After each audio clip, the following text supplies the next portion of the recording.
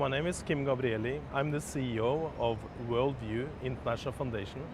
We are one of the largest organizations in the world with regards to planting and protection of mangroves. We work with planting the mangroves in order to, for three reasons, right? There is the mangroves protect the local communities against tsunamis, against extreme weather.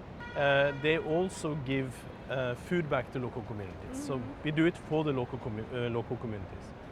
But the mangroves also store 5 times as much CO2 as rainforests. And the third thing is that they bring the nature back.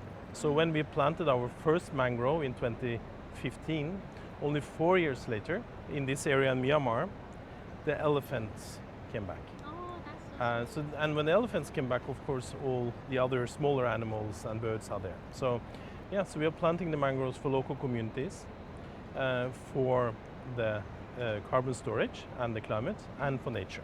So these are heroes, climate and nature heroes. So we both have, we work both in Panama and Latin America and in Southeast Asia. But of course we are looking for investors because the way we are financing our work is through carbon projects. So we need investors to invest, and their ROI, their return on investment, they get in carbon credits. But it's actually equivalent to 10 to 15% annual return. So it's a competitive return of investment that they're getting. And in addition to that, they are supporting local communities, getting the elephants and the nature back, and they're also making sure that we're storing the carbon in the ground. So it's actually a fantastic investment opportunity, but that's why I'm here. Yes. We are working with many investors already, but we need more.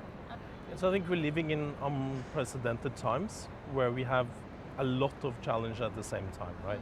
And in order to solve these dilemmas or these multiple challenges and make them into investable and business opportunities, we need all the smart brains we can get, right? And you need innovators, finance, the operators like ourselves that are actually doing the work on the ground in Panama or in Myanmar, right?